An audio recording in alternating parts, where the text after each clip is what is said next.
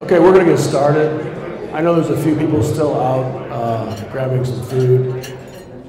My name's Don Hennon. I'm the Director of Risk Management and Claims for Crane, and welcome to our fall seminar on legal marijuana. I didn't think I'd ever say that and how it affects work comp. I didn't think I'd ever say that. 30 years ago I started handling claims, and here we are talking about legal marijuana involved in comp, so crazy things. Before we really get started in the seminar, we have a new thing at Crane. We have safety signs, and the reason we have these safety signs we're going to give to all our customers if you need it. They're free of charge.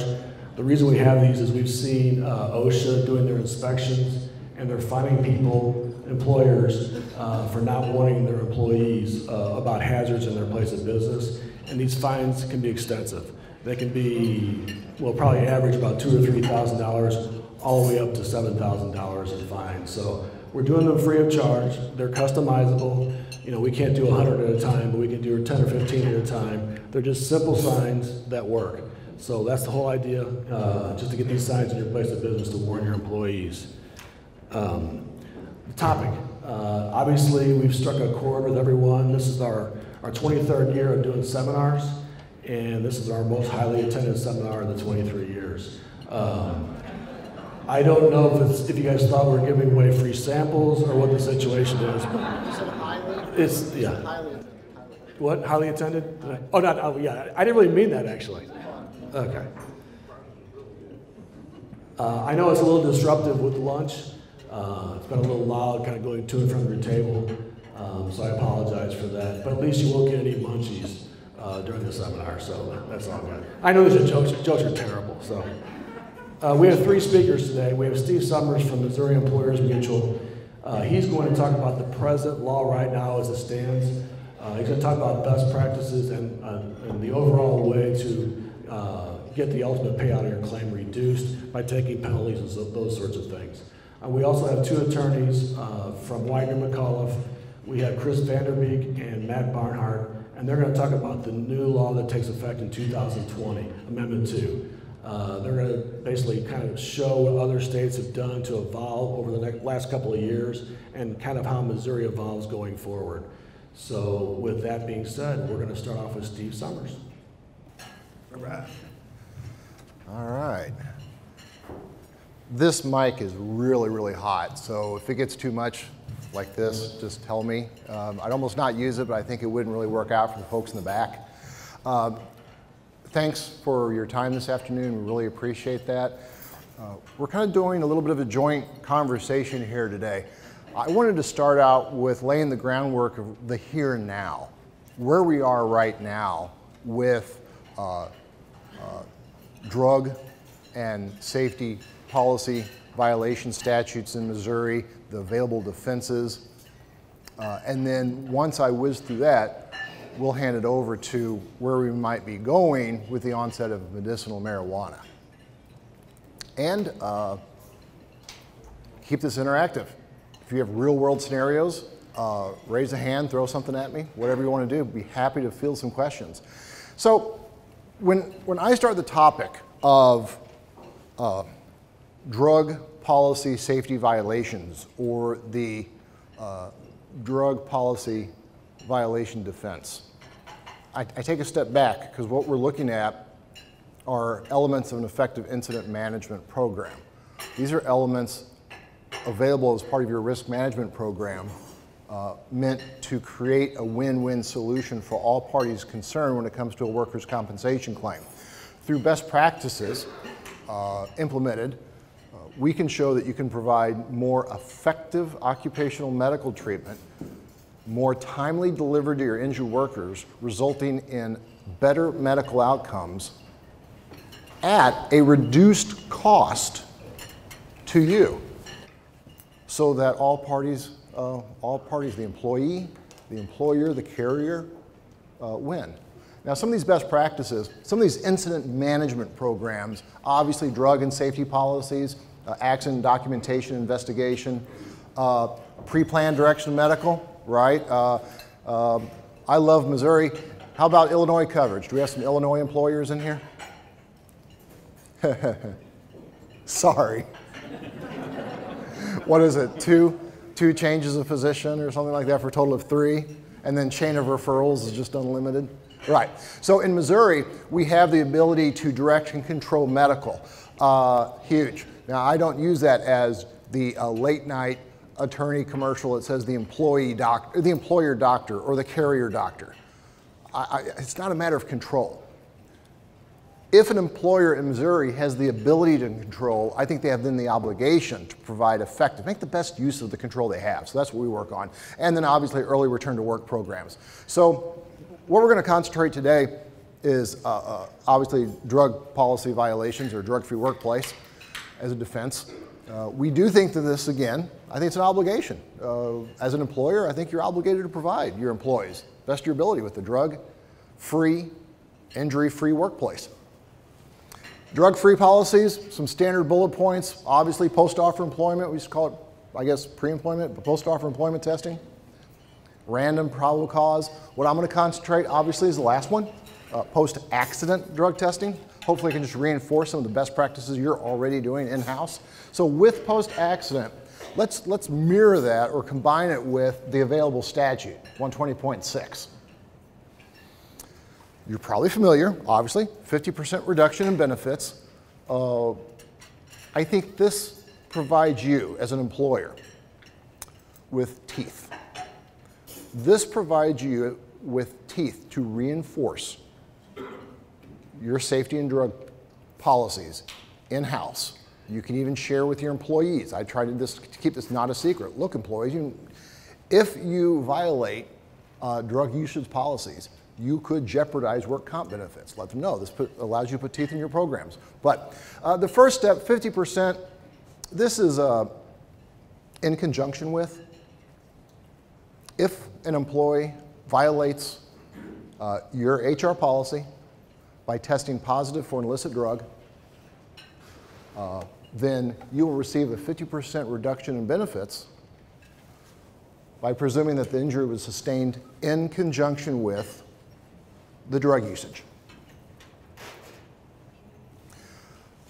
We know how this goes. If an employee tests positive at the time of post-accident drug test, you all know what the drugs are?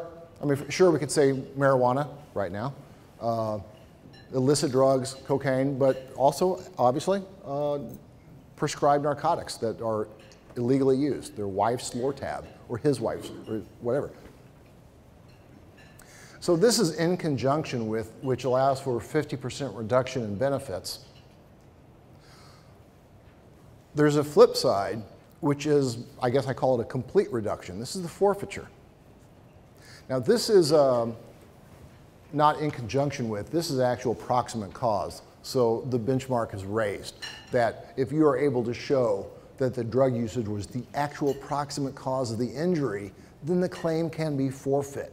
One example is 0.08 alcohol. That's legal intoxication. Or if the employee refuses to submit to the drug test. We've all had that most likely. Then if they refuse to submit, then it's a forfeiture of benefits. One point I'll make real quick, and the attorneys in the room might have an opinion about this, but the employee must refuse the employer requested drug test. The employer must require. We've had this happen in a couple instances where the employee goes down to, hey, and let's stick to St. Louis, Concentra, Barnes Care, what have you. The employee goes down to Concentra, and during the initial evaluation, the nurse says, you're required to submit, we got a drug test. They don't do it.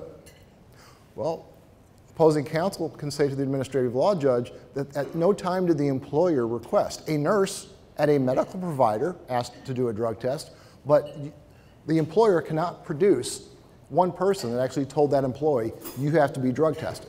So make sure that the communication, I know we're picking hairs here, make sure that the employee is actually communicated with by the employer. One other thing I'd like to point out on this. So going back, here's a 50% reduction in benefits. Here's a forfeiture. Now that does not say a denial. The claim is not denied. Benefits are forfeit. Now I think personally I think that's a big difference, because with a forfeiture, they forfeit the work comp claim. So if you're trying to think of a concern with transfer of risk, you get a claim denied, we deny, MEM denies a claim. The condition was not compensable within the Work Comp Act, does not fit, it's no jurisdiction. Okay, denied claim. So what does the employee want to do? Well, maybe the employee wants to forget the exclusive remedy. Now they can go around the exclusive remedy clause and say, great, then I'm going to pursue another avenue of recovery. Maybe I want to sue, go after my employer for a civil action, because they just said it wasn't work. You know, in work comp, you have the exclusive remedy. You can't pursue civil action. You're protected as the employer. Denial, they can try to subvert that. Our opinion is that if the claim is forfeit, they can't bypass. They lost their work comp, the ability to have a work comp claim. They can't bypass and go after you in civil court. So, everybody with me so far? Proximate cause gets out of the claim, in conjunction with. Now, let's talk about in conjunction with. A little bit of difference. Now, back in August of 2017, the legislature tried to provide, there's a legislative update here for you, the legislature tried to provide a pathway to in conjunction with. They tried to set a specific pathway that if these steps are met, use the employer and the carrier will achieve a 50% reduction in benefits. So what did they put in place? One thing they did is they put in metabolites. I'm not going to go into big details, but there is a claim tested for metabolites of cocaine. It wasn't actually cocaine. Well, the legislature added the word metabolites of as being prohibited. Next, what has to happen? The test has to be administered within 24 hours of the incident. Okay? Secondly, if it's a positive, then the employee must be given notice of that positive test within 14 days of, I believe, the carrier having notice. Kind of worded that difficultly. So if you got a test within 24 hours. If it's positive, we have to provide the employee that notice within 2 weeks once we have that notice. Third, you got to give the employee an option, an opportunity to test that original sample. Now, the legislation is silent on as to who has to pay for it. We're going to assume the employee has to pay. It's also a little silent as to how long they can request. I mean, can they sit around for a year and then come back and say, hey, I want to test that original sample a year later? I'm not sure what the outcome of that will be, but finally, you want to make sure that you use an official lab for chain of custody, and then the testing procedure. So those 4 steps are set in place, that if you achieve those 4 steps, it's supposed to give you a rebuttable presumption that the drug usage was in conjunction with the accident was in conjunction with drug use, and you get a 50% penalty. How's that so far? Make sense? All right. Moving on, next step. I hate this topic because what happened back in 2016. Are there some employers that are familiar with an OSHA rule back in 2016 that wanted to bar blanket drug testing in the workplace? I see some nods. Are there people familiar? Okay. The reason this is still here, it's our understanding that this has been resolved, but the reason that I still include this is because I still meet with new clients who have a large risk management department, HR department. They say, oh no, we don't drug test. Our labor attorney said there was an OSHA rule. We don't want to get fined, so we don't drug test anymore. Oh, okay. So I want to just kind of put down MEM's opinion, and if you have alternate opinions, let me know. But back in 2016, OSHA said no blanket drug testing. They felt that it would impede the abilities and the employee's desire to report a claim. They give the bee sting. Why would you test in a bee sting and had no way to be responsible for the injury? So MEM, this was nationwide, lots of carriers started looking into this concern because we felt that a consistently enforced HR policy, consistently enforced post-accident drug policy is an important thing, an important risk management tool for injury-free workplace. So first we came across this. OSHA has a rule that nothing they enact can supersede or affect work comp laws. Okay, so that's pretty good. Next, they issued a ruling that said if an employer conducts drug testing to comply with the state requirement on the work comp law, state requirement, then it's not going to be a violation of their prohibition from blanket drug testing. But notice what they said. They said to comply with the state, the R word, requirement. So we weren't comfortable with that because, for instance, in Missouri, there's no requirement that you have to do drug testing. There is a statute available to put teeth in your policy if you so have a drug-free workplace policy, but it's not specifically a requirement to drug test. So this wasn't close. Well, then what they did is OSHA released this scenario, long worded, but OSHA released a scenario that said, look, if an employer does blanket across the board drug testing in order to get a 5% reduction with the work comp statute, that is a voluntary statute in that state, then they were not deemed to have been violating the OSHA rule. So this is where we're at now. We feel very confident in saying that we would highly suggest that you continue with post-accident drug testing consistently without fear of the OSHA rule back from 2016. And then in August, OSHA even posted this that says, I highlighted the third down, drug testing under a state work comp law will not violate their code.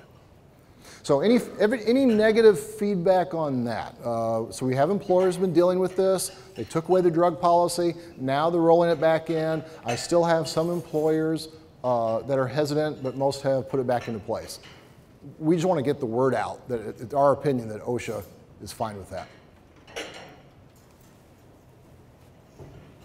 Okay, well, I'm about to wrap it up and move it over to the weed. There are no samples today, but there are, as Don mentioned, munchies out there. I want to note real quick a safety policy. This is kind of, and you're fully aware of this. This is the sister statute towards the drug policy violation defense or penalty.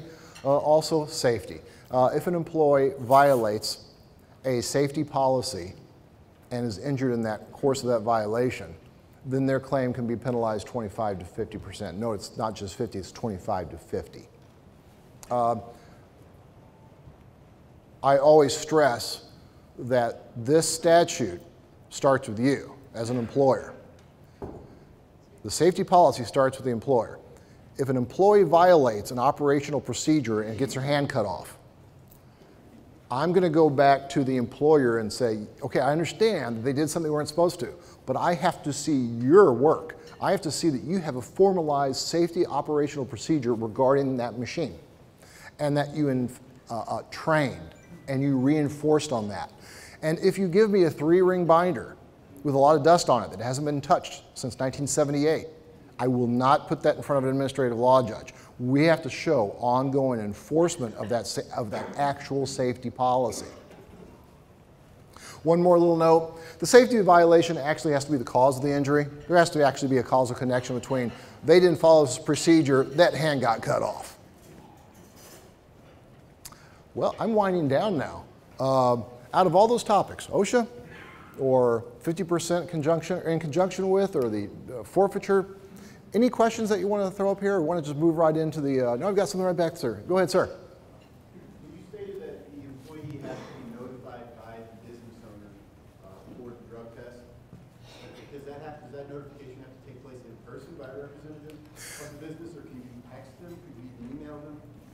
Well, the question is, just because they asked me for recording purposes, the question is that after an employee tests positive? No, you said that they have to be notified that they must take the drug test. Oh, the employer has to be notified, or the employer must notify the employee of their requirement.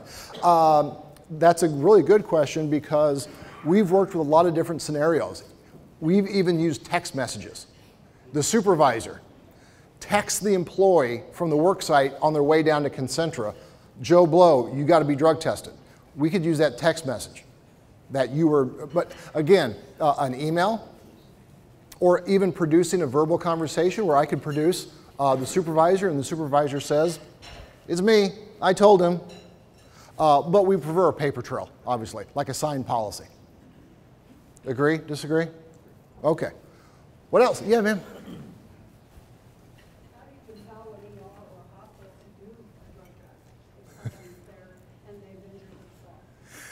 How do we compel not just a medical provider, but say an emergency room or hospital to conduct the drug test?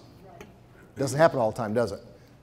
It does not happen all the time. Yeah, so what we're coming across is that emergency rooms are growing hesitant to conduct a drug test. They're there to treat the employee. It's their panels, their testing panels they want to implement. There's not a good way around that. We ask, the employer calls down often and says, hey, I've got someone in the ER today. I want them drug tested. But if that doesn't work, we suggest outside third parties. In St. Louis, there's a Guardian Health or a Guardian company that will take a van out and do testing at the emergency room, and we're getting good cooperation with the emergency rooms that are fine. It's like, we don't want to touch the drug testing, and they will invite Guardian or a third-party testing company to come right in and test the employee at that time. So there's several different providers in the area. They're also the ones that can send like a lab van out to your facility for your random testing. They will also go to emergency rooms upon assignment. Good questions. What else is anyone thinking? About time to roll into the marijuana. Yeah. Is an authorization form, so if an employee is injured and you're reading off an authorization to send to the center or wherever, and the drug screening request is marked on there, is that sufficient? I think so, yeah. The question is an authorization form that's provided to an employee at the time of an injury. Hey, take this with you down to XBC, whatever, and it says, I'm authorized for treatment for this work injury, and at the bottom, I'm required to submit to a drug test. We will use that as evidence to an administrative law judge. Look at this paper trail that was physically given to the employee. Yes? What about Illinois? I know this topic has been Missouri Yeah. so far. Is there any provision in Illinois for drugs? No, the question is about, is there a provision regarding drug usage in Illinois? No. My understanding, who has the Illinois ticket? You're in Illinois? Cool. Well, correct me if I'm wrong. No, Illinois does not have a specific statute regarding post-accident drug testing or drug testing violation, but what I have seen is that it's an available defense, that if an employee is under the influence of narcotics, and then you think it's extreme enough that it caused the injury, that I have seen carriers actually deny the claim, saying, hey, you were under the influence of this. We feel that you deviated from the course and scope of your employment with the drug usage, and we're going to deny the whole claim. But it is not as clear-cut as Missouri. As we go, hey, there it is. All right, hey, thanks everyone, I really appreciate the time. We're gonna hand this over to recreational drug usage. Just for introduction purposes, and thank you, Steve, by the way. Everybody, we have Chris Vanderbeek and Matt Barnhart from Widener and Cove. They're going to continue with the seminar. And please feel free to ask questions during the seminar, because it's really hard to stand up here and talk about a work comp statute. You may think it's tough, but I'm all for it. I can do it all day, so buckle up. Couple of things I wanted to throw out just to piggyback what Steve was referencing. Two different components to drug penalties. One, if you can prove that the accident or that the drug use was the proximate cause of the accident, that's whenever you can say that it's a complete bar to all benefits. If you cannot establish that, which from a legal standpoint, what we do every single day, it's pretty tough to do. You have to have, alcohol is probably the best example, because if someone is under the influence of alcohol such that they test positive for the 0.08 standard, that's a rebuttable presumption that the work accident was caused by the alcohol use. It's kind of an interesting thought process to say that more hard drugs, your methamphetamines, your heroines, your cocaines, there isn't a legal standard associated with those to establish what is known to be or acknowledged to be incapacitated. So we don't have that for those same drugs. We can argue for proximate cause, but it is just a pretty difficult defense to make.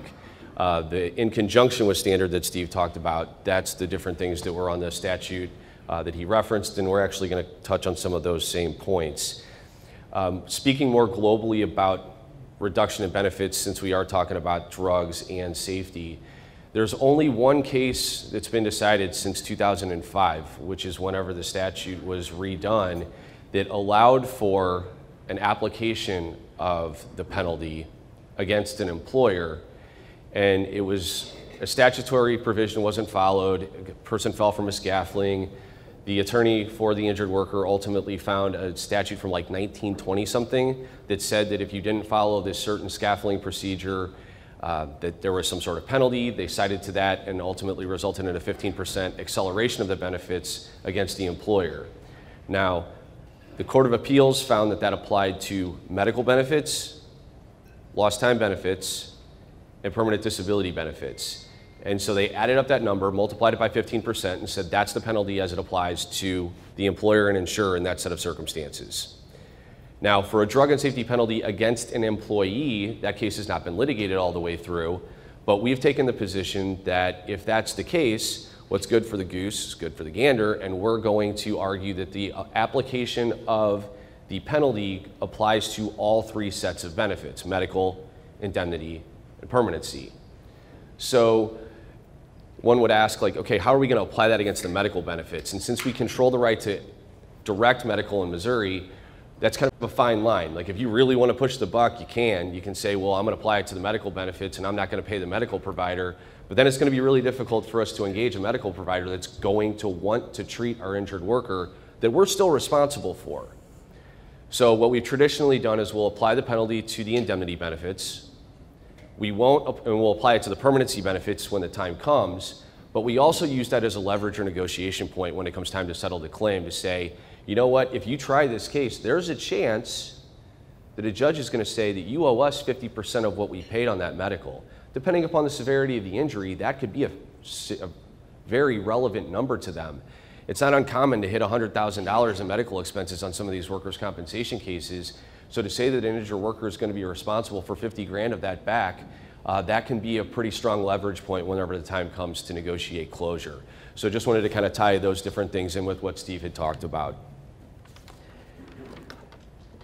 Going now to our topic, which is this whole concept of medicinal marijuana and kind of workers' compensation involvement, I want to give a little bit of background as to how and why we came to believe that this would be a good time to talk about this. Earlier this year, I went to a conference in Chicago, and they covered a whole host of topics with regard to workers' comp, but one of their keynote discussions was about marijuana involvement, and not necessarily the recreational or the legalization or anything else like that. It was actually more specifically tailored. It was talking about certain states that had already legalized marijuana for medicinal purposes and how it had already filtered down into the workers' compensation system, to the extent that authorized treating physicians were recommending the use of marijuana in their cases, and how are they going to go about paying for that? There's the inherent conflict between the federal and the state laws, and an insurance company, whether it be Missouri Employers Mutual or AIG or any of these other entities that are administering benefits on behalf of you, the employers, they don't want to cut a check out of their checkbook. That would be a violation of federal law.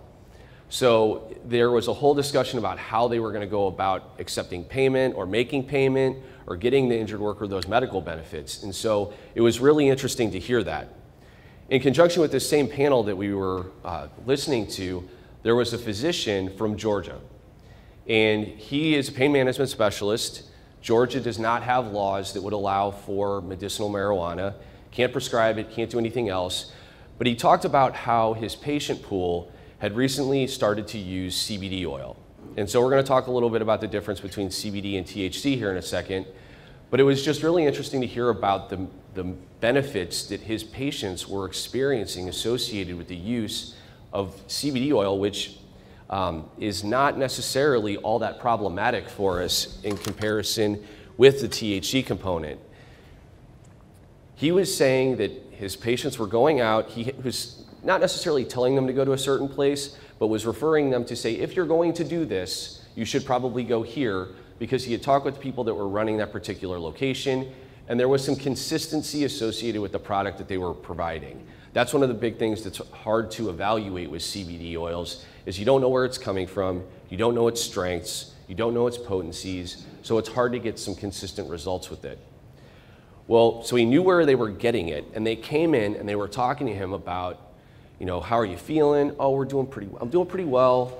You know, I'm not having the same problems that I was having before.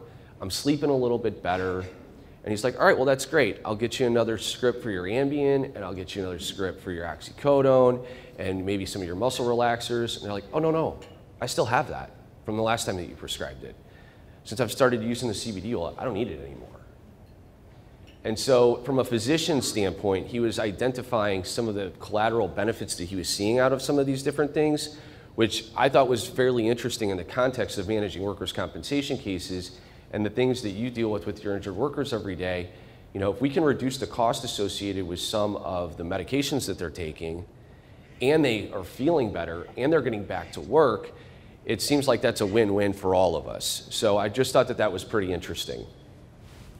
He also talked about more severe claims, things like complex regional pain syndrome, reflex sympathetic dystrophy, your really expensive claims. And he was talking about how those patients were also experiencing some pretty strong benefits. The other reason that we were talking about all of these, Chris and I talked about whether this would be a good topic right now, is this CBD stuff and the THC stuff, it's everywhere. We were driving down the highway yesterday, or I was driving down the highway coming back from court, and there's this gigantic billboard, and it says, CBD-infused chocolate ice cream, Manchester Road.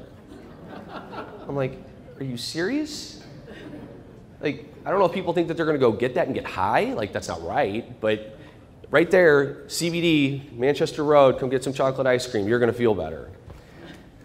Also, and it's interesting because we're at a country club, but about May, June, July of last year, there were a whole host of articles that came out through ESPN, the Golf Channel, and they were talking about how CBD oil was the new rage throughout the PGA, both on the tour that we watch and then also the Champions Tour, which is the fellas that are 50 or older, and they were saying that people were using it all the time for all the different benefits that it provided with regard to sleep, with regard to anti-inflammatories, with regard to anxiety and things like that.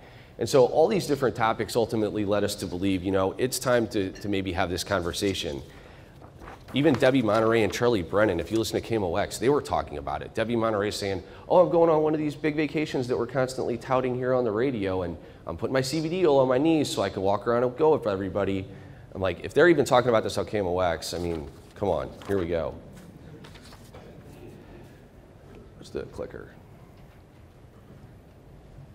All right, so here are the 5 main topics that we're going to cover just so we can have the conversation about what it is that all of this entails. CBD versus THC, marijuana legislation, how other states and workers' compensation systems have addressed the topic, the drug penalty statute here in Missouri, and then how safety penalties may apply. And some of this a little bit overlaps with what Steve was talking about, but not entirely, just because we're talking about it strictly from this particular standpoint.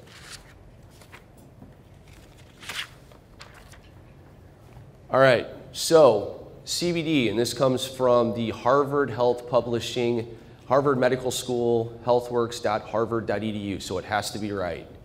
CBD is the second most prevalent of the active ingredients in cannabis. It's derived from the hemp plant, which is a cousin of marijuana, so it does not come from the same plant. According to the World Health Organization, in humans, CBD exhibits no effects indicative of any abuse or dependence potential, and to date there was no evidence of any public health related problems associated with pure CBD. The federal government still classifies it as a class 1 narcotic, but they do not prosecute it just because it does not have the same hallucinogenic effects as marijuana. It's sold in different forms, such as gels, gummies, oils, supplements, extracts, all sorts of things. So ultimately, we see what's its net benefit? Why are people willing to try all of this? And it talks about how it has benefits for things like epilepsy, anxiety, depression, insomnia, anti-inflammatory potential, bowel disease, things along those lines. It does have some side effects, nausea, fatigue, irritability, and the FDA can't regulate it, which is the biggest thing that makes this most of a pretty complicated topic. One, it can't be prescribed, and two, it's kind of a parallel conversation to all of this vaping stuff that we're hearing about right now. It's because there's no consistency, no regulation. that you can't really trust what it is that you're getting, what you're putting into your body, and what the potential positive benefit would be. So there is some, kind of use at your own risk, but it does not have the same impact that a THC component does. So just so people know, there is a difference, big difference between CBD and THC. THC is the main psychoactive compound in marijuana that gives the high sensation, and it can be consumed obviously by smoking and other things like oils, edibles, capsules, things like that. It contains THC, or marijuana contains THC, more so than hemp does. Hemp has a trace of it, but not anywhere near as much. They also have different molecular structures, which allows them to interact with our brains differently, and that's one of the main differences between the two. THC aids in effectively treating pain, muscle spasticity, glaucoma, insomnia, low appetite, nausea, anxiety. Talks about the psychoactive properties to create side effects to including increased heart rate, coordination problems, dry mouth, red eyes, slower reaction times, and extended use by teens or adolescents suggests that there's a negative longer-term impact. So Missouri is one of the states that has a really strong propensity to not change their constitution. If you pay attention whenever it comes election day, there are very few things that pass the requirements to change the actual composition of our state constitution. This was one of them that passed. Now, there were 4 or 5 different things that were up the last time an election happened, but this is the one that ultimately, Amendment 2 is the one that made its way through. It goes into effect on January 1, 2020. And it's expected to top $100 million by 2025. So it is a big industry. Important facts to know about Amendment 2. It prohibits the use of medical marijuana in the workplace or attempting to work while under the influence, and protects employers from discrimination claims where an employee is terminated for being under the influence of marijuana while at work. It does not address workplace testing policies. And like Steve talked about, the OSHA rules in many ways have been not incorrectly interpreted, but there was just a little vagueness associated with it that has since been clarified. And it does not affect the policies developed to comply with the Federal Drug-Free Workplace Act. If an employee is fired for having detectable amounts of medical marijuana in their system, that person's barred from receiving unemployment benefits, so long as the employer followed the statutory drug testing requirements. And then there's the work comp policy with regard to 120. So as of right now, even if you have a valid medical marijuana card, you're kind of using it at your own risk. And if you're coming into work and you're not disclosing to your employer, one, that I have this, and then talking with them about how and when you're going to be able to effectively use it, and it not have a negative impact on your ability to perform your job. Chris is going to talk a little bit about the states that have actually gone through the process of legalizing it and actually have talked about it within their workers' compensation systems and how that application may ultimately happen in Missouri. Missouri is a pretty strict state whenever it comes to these types of things. Strict construction actually came about within the 2005 amendments as well, which means we have to read the words within the statute and interpret them literally and apply them based on that literal interpretation. Looks like we also have a question. Yes? Does your firm anticipate an ADA challenge to the Constitution? Do we anticipate an ADA challenge to the Missouri Constitution?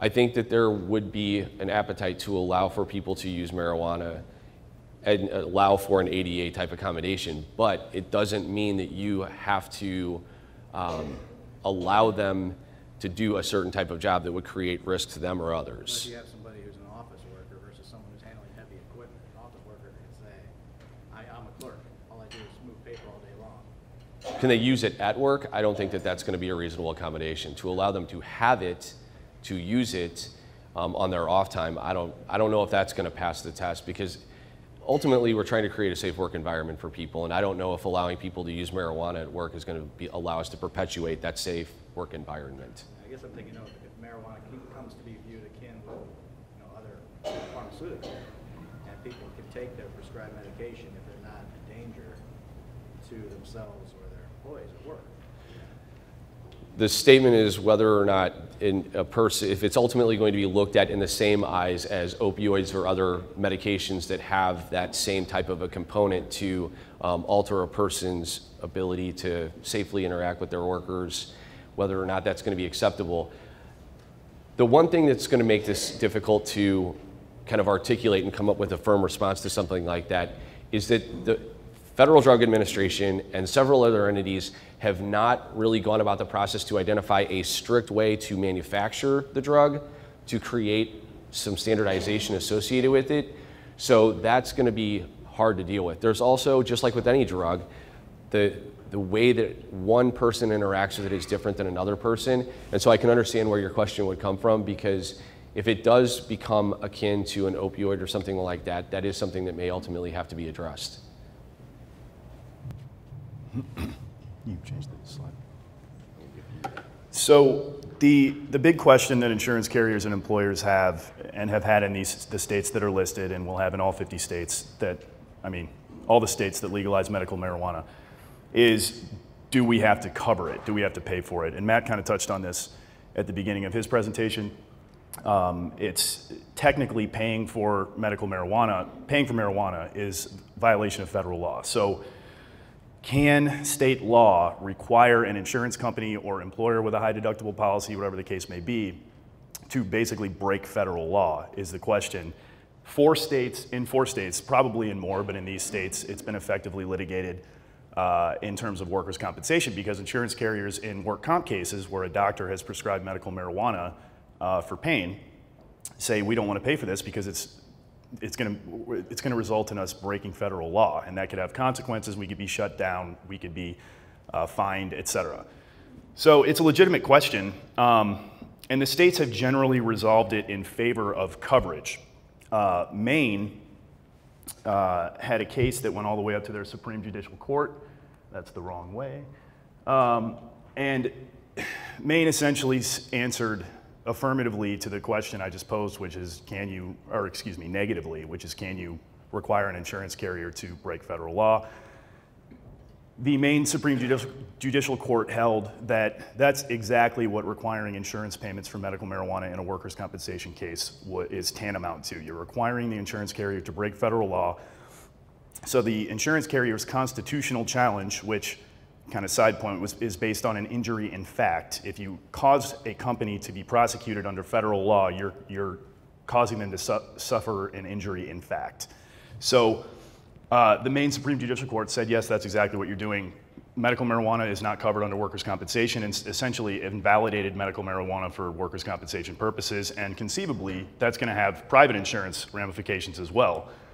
So it essentially negated their medical marijuana law. The other 3 states, all the new states, New Mexico, New Hampshire, and New Jersey, found in favor of coverage for various reasons.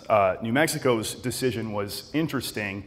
I don't know if anybody remembers when Donald Trump was elected and Jeff Sessions was appointed Attorney General, there was a kind of loud talk about the federal government, the DEA, going after state businesses where medical marijuana had been legalized.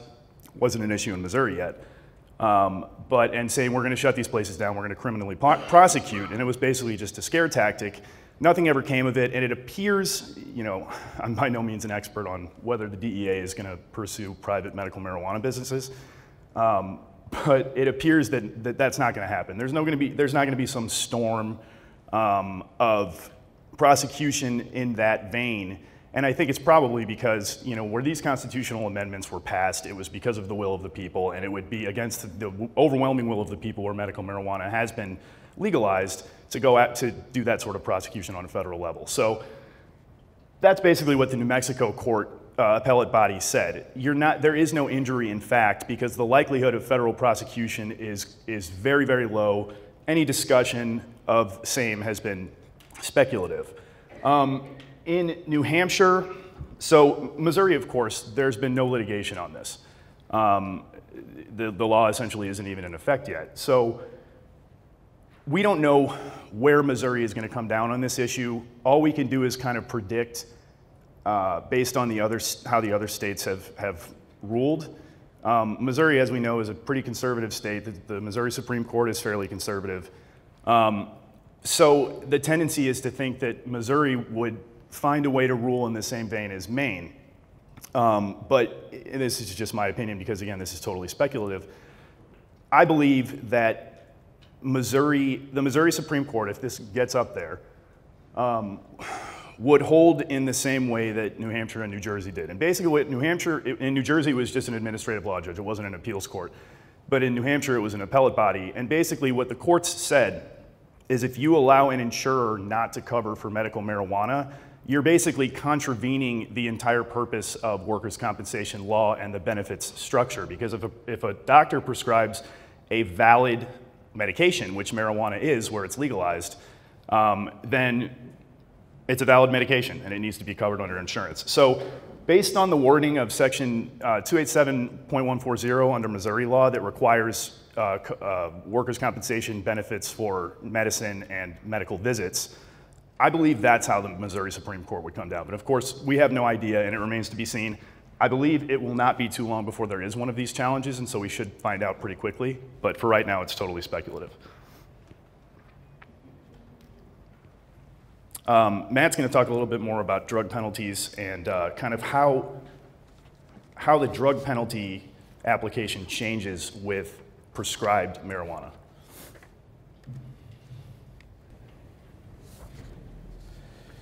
So Steve talked a little bit about the drug penalty statute, and so, where's the click? I know there's no chance anybody's going to read that. But for purposes of your ability to digest this whenever you're so inclined, we wanted to put up what the statute was and what the statute now is. And Steve mentioned that there was this one case that came out, and it's what turned everything upside down on its head for this particular topic, and what resulted in taking this and making it this. Now, I read statutes all day, I interpret statutes all day, I apply statutes all day, and I can tell you this one's better than this one is.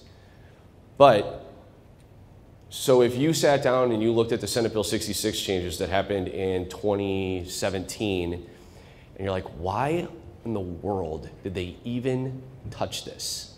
It makes no sense. You actually made it harder to take a drug penalty. And we're going to sidestep from the whole marijuana conversation. We're talking about like drugs at large at this point. You know, your methamphetamines, your cocaines, your heroines, because the drug penalty changed because of this one case where the employer and the insurance company decided to take a hard line and say, nope, the person tested positive for cocaine, we're going to litigate it all the way up. And they were favorable all the way until they got to the Court of Appeals. The Court of Appeal, or I'm sorry, they were favorable at the division level. At the commission level, the chairman at the time, John Larson, who's no longer the chairman, his term expired, he dissected the toxicologist's testimony in such a way that said, testing positive for the metabolites that are contained within cocaine is not the same as testing positive for cocaine. Testing positive for the metabolites contained within cocaine is not the same as testing positive for cocaine. That's ridiculous. Like, I don't know how you can come to that conclusion, because that's how far the toxicologist went to say, okay, this is what the sample showed, this is what it was, this is what led me to the conclusion that the person tested positive for cocaine. So now that's why we have this Senate Bill 66 and this part down here that talks about how testing positive for the metabolites contained within the drug is same as testing positive for the drug. And we're going to look at it through this mass spectrometry method, which some Bill Nye Science Guy expert can tell you, whatever that is. It's looking at atoms based on their differing masses and charges and things along those lines. But it was just really interesting that we were on a commission level finding a way to allow someone to use or test positive for those drugs and not accept accountability for the fact that they had used those drugs in conjunction with the work accident. It wasn't even a proximate cause challenge. It was just a drug penalty application. and it still got overturned. So whenever we're looking at all of these different things and we go back into the marijuana conversation, you know, we're still going to be required to go through all of these different steps to reach the presumption factor. We're still going to have to do all of these different things to try to take advantage of the drug penalty if it's not marijuana. But the burden, what was previously the injured worker's responsibility, all we had to do was get a drug test and essentially identify that it was positive and say that they were at work, and we were saying, yep, that's in conjunction with, I'll be taking my 50% penalty. I will be applying it, as I talked about beforehand, to the medical indemnity and permanency. I'm going to try to leverage that into getting my best closure option. Boom, thank you, we're done. Now, all of a sudden, especially in Missouri here, we have a different set of responsibilities. And those responsibilities aren't very easy to manage. You have to get the testing within 24 hours. That's pretty difficult to do, especially in a repetitive trauma type incident, or if they don't tell us about it. And they don't have a responsibility to tell us about a work injury. It's within 30 days of the accident happening, but if we can't drug test within 24 hours of the date of the accident, one would think, based on our strict construction, we're going to have some difficulties with the drug penalty. So those types of things are just the different nuances that we're looking at and saying, this isn't very easy. Your carriers, everyone that we're talking to about all of this, they know about the 14-day policy or 14-day requirement. So once they get that positive drug test, they're sending a notification out to that injured worker saying, here's your positive drug test. And we've tried to establish a 30-day period. That hasn't been statutorily identified, or an administrative law judge hasn't identified that as an appropriate amount of time. But we don't want it to be 6 months. We don't want it to be a year. The sample starts to disintegrate as soon as it's provided. We want them to come in and test it if they're going to within a reasonable amount of time, so they can't challenge the sample. So 30 days, come back, test it. Like Steve said, you got to pay for it on your own. I'm not going to do it. And if you want to take it to a different facility, then we've got to establish a chain of custody to make sure that it's still a valid sample. I just thought it was important. So if you ever sat down, I just, by happenstance, and picked up both of these statutes and said, why did they change it? That's why.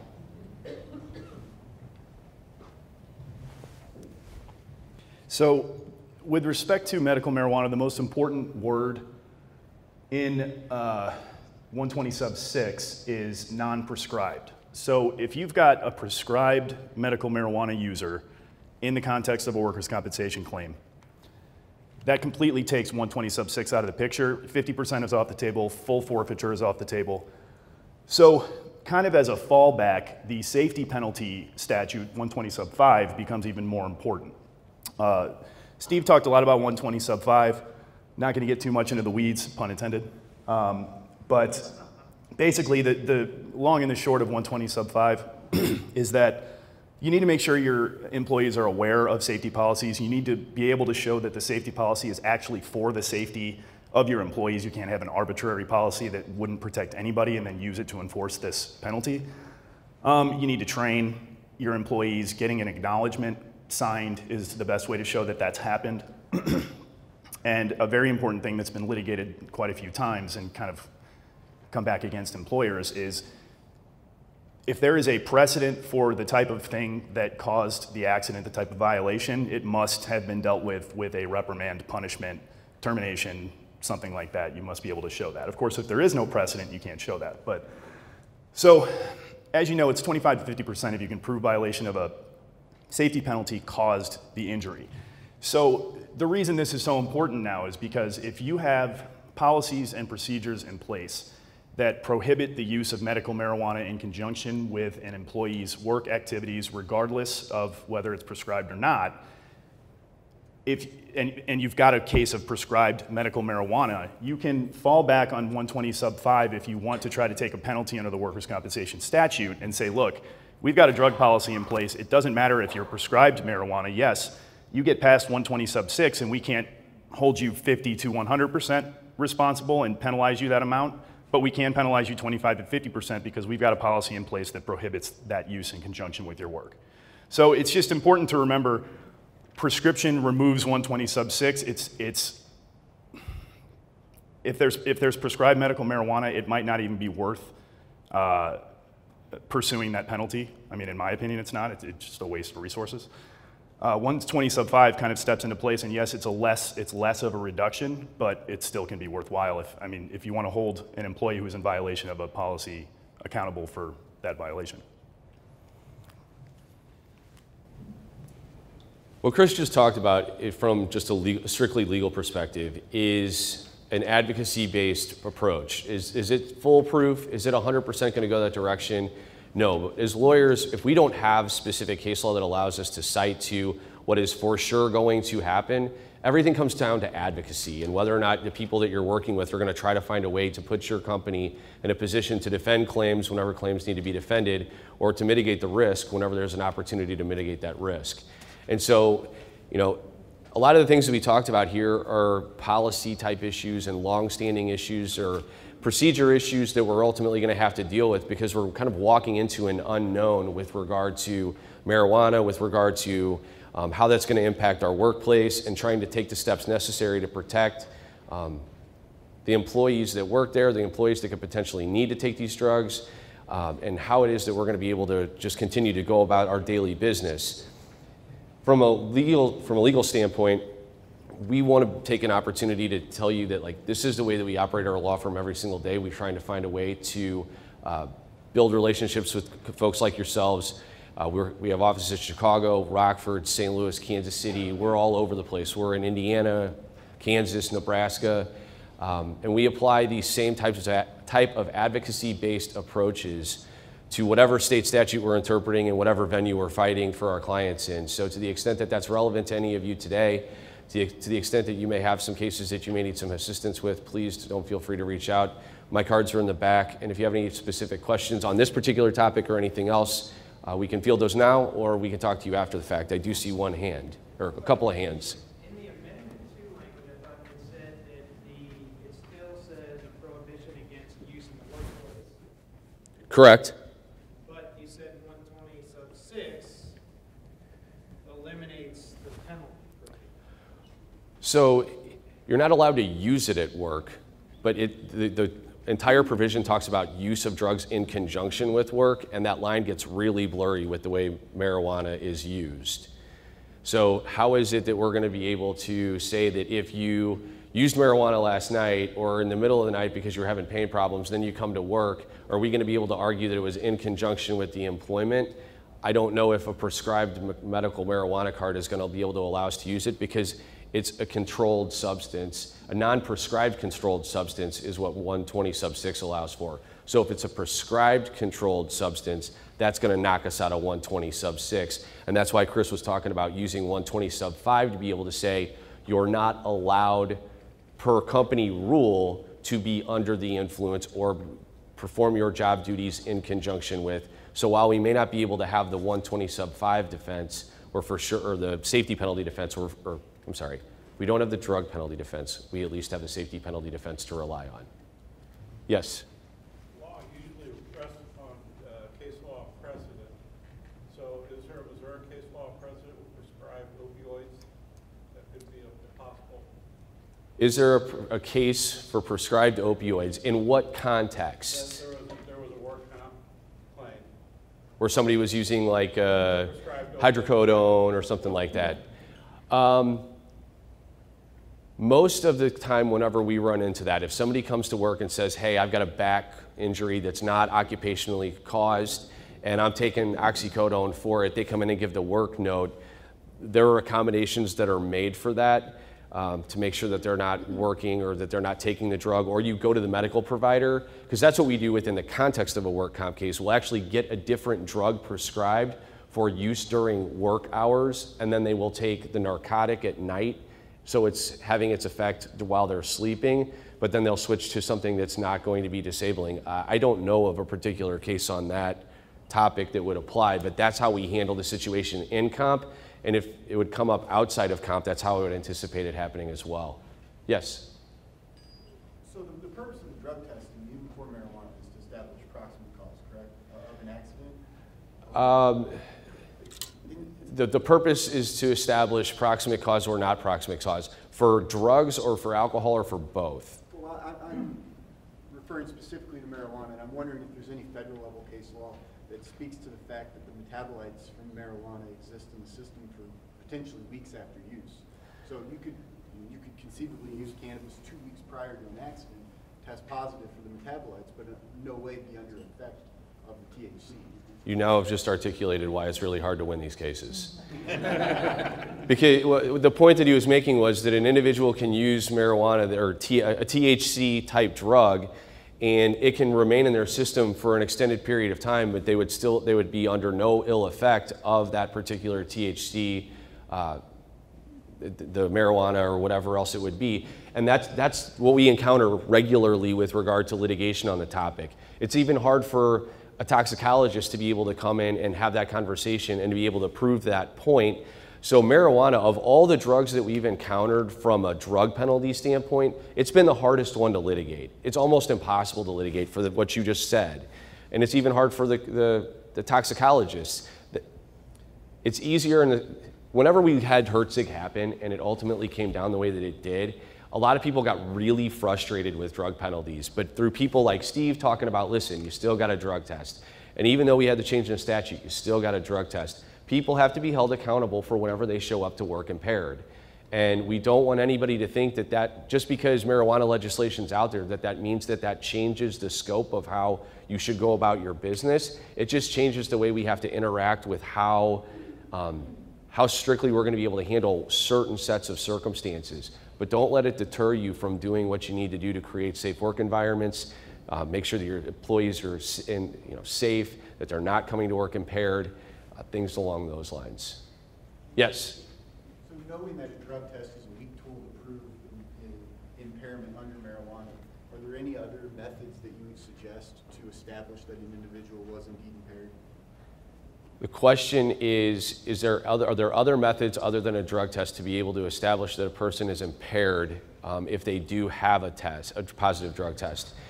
Most contemporaneous testing with a drug test is going to be helpful because it's going to show the level of the THC. And the higher the level of the THC, the more reasonable a medical expert's going to be able to say, within a reasonable degree of medical certainty, the person was impaired. So yes, you still do the drug testing. The other thing is, if someone, this is a complicated thing because you would be shocked how many employers I talk to and be like, if I drug test everybody at work, I'm not going to have any employees. And it's like, all right, well, that stinks. But, how do you handle that situation? You got to be able to drug test, because what I would say is it's like, let's say somebody comes in and they're drunk, and you know that they have a problem with alcohol, but they're doing their best, and they're in the AA program and whatever else, but you know that they're under the influence, and you're like, okay, we got to get you out of here. You can't be here today. If you know somebody that uses marijuana, you can do the same thing. You can have the testimony of people saying, like, they're here at work, but if they're there at work and you know that they're potentially under the influence, aren't you going to send them home? You want to send them home. You think you probably should send them home. So it's just a tough set of circumstances to be able to navigate with that type of set of circumstance, because the only other thing you have other than the testing is your own eye test and what you know to be what is potentially a complicating situation and saying go home. Yes? For the purposes of this conversation in employment law in Missouri, are you using certified and prescribed interchangeably? There is no prescription in Missouri. They only certify a condition. For marijuana? Access to medical marijuana. Right. Well, we're talking about prescriptions in that context. And a lot of this is just prospective in its discussion because we haven't seen the actual certification or the cards being handed out or whatever else. That won't go into effect until January 1. No, the cards are out there. But the dispensaries aren't out there yet. There's no retail sales. Correct. You can have access to the medicine. And so in Missouri, you're certified to have access to the medicine versus getting prescription from a physician. Okay, I understand what you're saying with regard to a distinction between those two, yes. So in this context, you're just using them interchangeably? Yes. Perfect, thank you. Now, going back to the earlier question for a moment, because I'm a little confused by something you said as far as level of THC in the system for intoxication. My understanding is there's not actually a test for level of THC, it's only for presence of the metabolite. Okay, correct. So the metabolite no content, of THC correct. in the system, and if it stays in the system for up to 2 weeks afterwards, then there is no real judgment on how much metabolite is in there or how recently the usage may have been. Correct. So by getting the test, you allow yourself to fall within that 2-week variance. Like, the way you stated it earlier, it sounded like there was a No. judgment on level of THC, and if there was something new out there, I wanted to. I appreciate it. No, diving into all the different nuances with regard to that is a little complicating, but I appreciate the point, yes. They do have some new breathalyzer tests. Yeah, I took it, I thought too. That can work off metabolites being present within the mouth. Yeah. That can prove consumption within like a particular time frame, depending upon how you calibrate. Interesting. Reference that there's a breathalyzer test now for marijuana that may be, or it's available, and I'd be interested to see what a toxicologist had to say about all of those different things. Any other questions? He's talking about the mouth swab. He's talking about the mouth swabs. Mouth swab, yeah. We've got contractors trying those. There's mouth swabs, 8 hours. I've heard 8 hours, 24 hours, 72 hours. I want to investigate this myself. They can tell by the level of THC. And again, there's no set level like OA for alcohol and THC. They still haven't set that. That's in the future. They need to figure it out. But Right. They haven't. And these mouth swabs, the kind of thing you might fail a urine test because you're over 50, let's say, micrograms, you know, is a very standard one. I think that's the transportation one we use. But if you, the mouth swab, you may pass. But I don't know if anybody else, the breathalyzer, these mouth swabs, anybody's heard of these, and they'll help you determine under the influence. Because someone could use marijuana and fail the urine test, but not be under the influence necessarily, because it could have been weeks ago. But we don't know.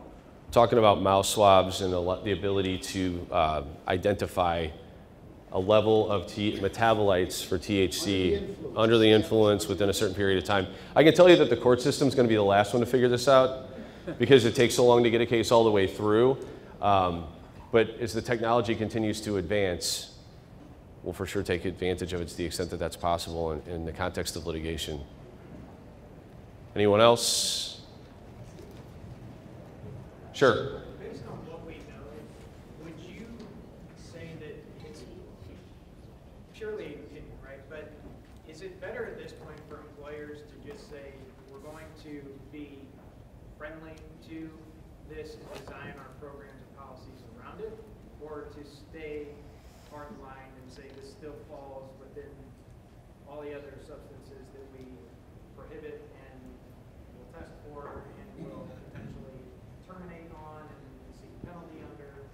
So the crux of the question is it better to be still diligent in fighting this or become friendly from an employer standpoint with regard to and the involvement of marijuana? Yes? Okay. From a comp standpoint, I would say no, because I think you still need to take advantage of whatever penalties that are potentially out there. From a liability standpoint, I would say absolutely not, because if you create that environment and something really bad happens, and you're out there as being a friendly work environment for people that are using marijuana, I think it's going to be real bad. On the testing, this is a different subject really, but can CBD create a positive for THC? The question is, can CBD create a positive for THC? And the answer to that question is yes. And that goes back to the entire discussion about there not being a standardization associated with how CBD is formulated. Everything that I read suggested, yes, there can be those positives, but it's going to be so minuscule to the effect that it would not create the negatives, the lack of coordination, the inability to, whatever the negative side effects of the THC were, it's not going to reach to that level. It's going to be so minuscule that it would not be reached to that level. Of impairment, you mean? Of impairment, correct. But if you have an employee who tests positive for marijuana and they say, well, I've been using CBD, not marijuana, what do you do? So that would go more towards what you're talking about in the back. If you wanted to create an environment where you're willing to suggest that CBD is out there, it does have some positive medicinal benefits that have been articulated by entities like Harvard. If you're going to use CBD, you need to come tell me now.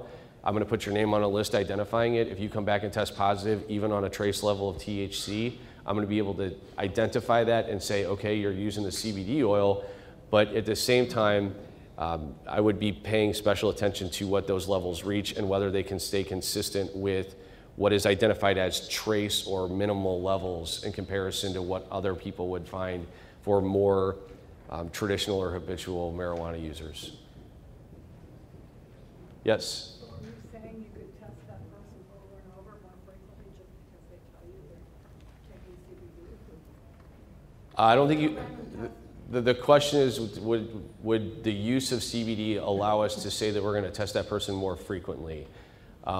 I would test them in conjunction with how your employment attorneys are going to tell you that you can test them. I don't think that you could increase the frequency, but if there's something that would lend itself to say, like if you're using and we found you using and that's going to increase the manner in which we're going to test you, I would defer to your employment lawyers for that topic. CBD oil and implications with the DOT regs for your heavy truck drivers. One more time. CBD implications on CDL drivers for DOT. So are you asking like what would be the issue with that? You know, when we start to get into specifics with DOT regs and things along those lines, they have a whole different book of rules than what Missouri Work Comp does. I'm not a DOT expert. If DOT has a zero tolerance policy, zero tolerance is zero tolerance. If there's a way that whoever you're working with that interprets those laws more regularly for you, I would rely on them to be able to say yay or nay on that particular topic, because I think that's a slippery slope whenever you're dealing with people regularly operating motor vehicles, especially motor vehicles such as tractor trailers. No different than like airports. You have to have eyesight to be able to fly a plane. So if you don't qualify, guess what? You're not going to be a truck driver. Just like Right. I mean, they're not going to carve out an exception for that type of stuff. But if there's no negative effect, like if it's, and I'm not saying that it is aspirin, but if somebody were to come out and say whatever Harvard said, that there's nothing in the World Health Organization along those lines, if that becomes the standard within the scientific community, that would then drive the conversation on what is allowable and not allowable. This is the most questions I've ever had at one of these things. We got a good presentation on our hands. I'm going to slide behind you here. By the answer you gave this gentleman as far as the ADA and the medical marijuana, if they have a diagnosed ADA condition and they are prescribed medical marijuana, can they or can they not be allowed to take it as a prescription? I think they can take it as a prescription. I just don't know if they can take it at work.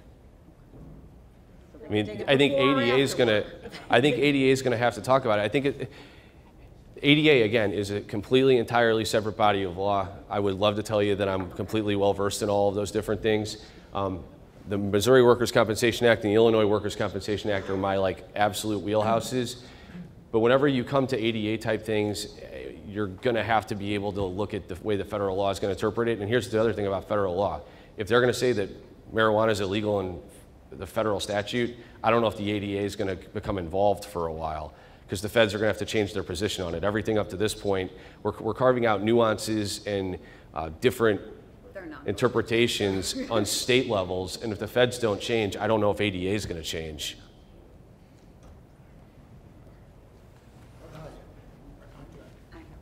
So essentially with everything I've been hearing in my interpretation of a lot of this, the best policy is to establish a very strong drug-free workplace policy and follow it to the letter in all instances and do away with a good portion of this debate.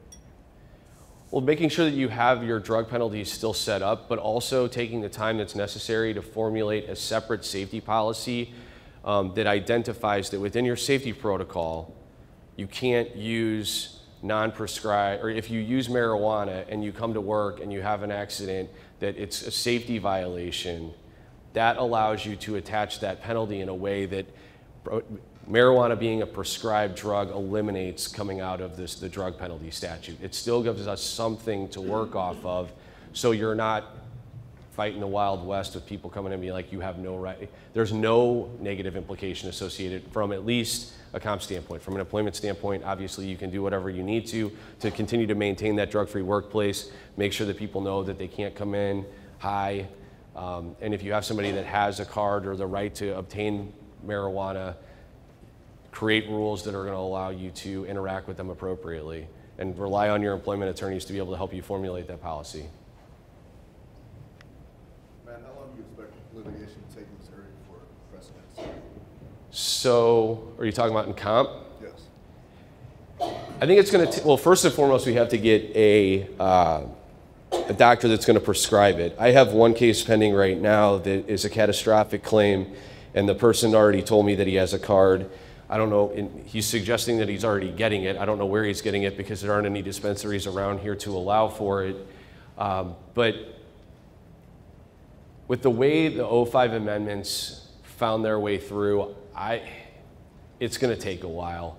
Unless an insurance carrier strictly comes out and says, I'm not paying for it, and that becomes the fight, I could see something going faster on the who pays for it, if we have to reimburse the individual or if we have to pay the provider directly. That would get there faster. The entitlement to it, once it goes legal in January of 2020, I could see somebody challenging that they're entitled to it. From a comp standpoint, since we authorize the providers in workers' comp, we pick the doctors. We pick a doc, doc says you need an MRI. I can't be like, nah, that doesn't work. The doctors control. They say that the medical treatment's reasonably probable. We've got to go pay for it. Utilization review, for those of you that have heard that term, we don't have that in Missouri, so I can't push it through. You are. So if a doctor says that we need to do the marijuana and provide them with whatever it may be, then we're going to need to go ahead and do it. It's just going to become a matter of how to pay for it. And then that's how I would anticipate all that going. All right, Don, take the mic. Thank you for the opportunity to come speak with you.